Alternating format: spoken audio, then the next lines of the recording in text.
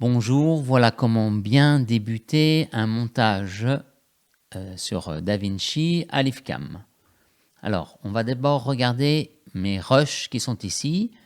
Je vais créer je vais regrouper dans un seul dossier. Donc, vous voyez ici, j'ai fait un tri par date américaine en mettant année, mois, jour.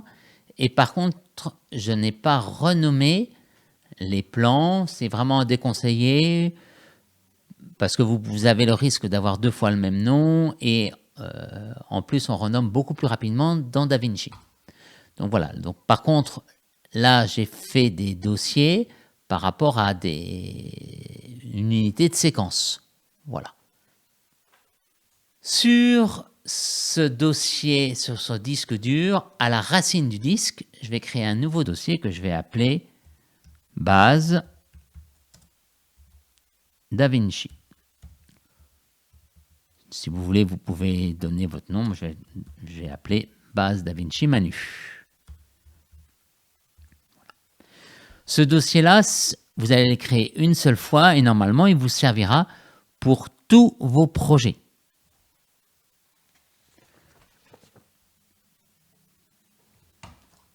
Maintenant, je vais lancer le logiciel DaVinci. Je suis sur mon logiciel DaVinci. Je vais aller, si ce n'est pas ouvert ici, vous cliquez, voilà, donc là j'ai mes projets. Si ce n'est pas ouvert, vous allez cliquer en haut à gauche sur cette petite icône afficher, masquer les bibliothèques de projets. Vous allez cliquer en bas sur ajouter une bibliothèque de projet. Là, c'est la première fois que je vais utiliser une bibliothèque, donc je vais faire créer et je vais lui donner un nom, IFCAM 2025 et je vais dans le placement parcourir, je vais aller sur mon disque externe et je vais choisir mon dossier base DaVinci Manu. Je sélectionne mon dossier et je fais créer. Cette création, elle ne se fait qu'une seule fois quand vous allez créer votre base. Une fois que je suis sur DaVinci, je vais cliquer sur, soit je fais un double clic sur projet sans titre, soit je fais un nouveau projet, ce qui est la même chose. Voilà, donc là je vais mettre Paul Aurélien et je fais créer. Tout de suite, avant de commencer, et je vérifierai ça à chaque fois que je change de machine, je vais aller dans les préférences de mon logiciel. Puisque les préférences de DaVinci, elles sont enregistrées dans l'ordinateur qui fait tourner la machine et non pas sur votre base.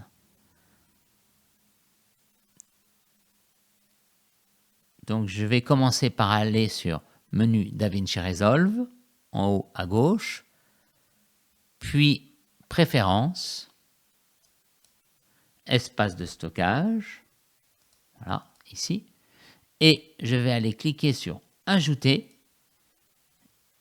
et je vous conseille de sélectionner la racine de votre disque. Ici, moi je suis sur un PC, donc c'est le disque W, je fais sélectionner un dossier, vous voyez, mon disque, il apparaît ici. Et je fais enregistrer.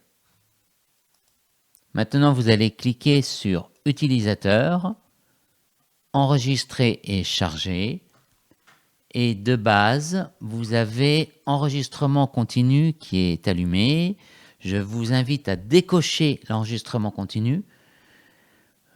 Surtout au début, comme ça quand vous avez fait des grosses erreurs, vous fermez le logiciel et vous faites ne pas sauvegarder. Et en plus, quand vous faites décocher l'enregistrement continu, ça fait moins travailler votre disque dur et donc il y a moins de chances que ça plante. Après, ça marche bien. Par contre, vous gardez sauvegarde automatique et sauvegarde des timelines Et dans l'emplacement de sauvegarde, si vous êtes sur Mac, vous allez choisir le coffre ou le bagage et vous choisissez toujours la racine du dossier de sauvegarde. Si vous êtes sur PC, vous mettez par exemple votre disque système ou un autre disque interne. Et maintenant, on va cliquer sur enregistrer. Donc ça, c'est le premier paramétrage. Deuxième paramétrage, je vais en bas à droite sur la petite roue, paramètres projet. Je suis sur configuration du projet. Je vérifie que la résolution de la timeline est bien du 1920 par 1080 en pixels carrés.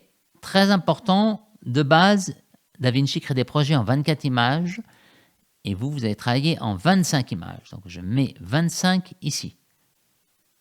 Voilà. Résolution des médias proxy, je vous expliquerai plus tard. Vous allez mettre pour l'instant demi et vous allez mettre du DNX HRLB.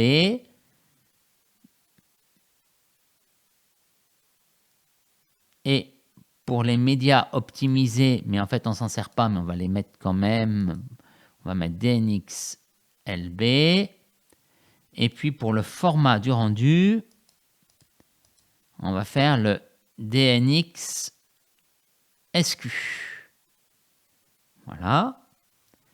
Vous allez, dans les dossiers de travail, vous allez choisir systématiquement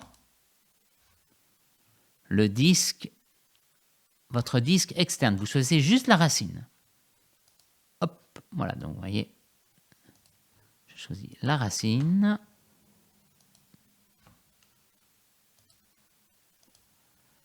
Image de référence, je vais laisser la racine, toujours, de mon disque.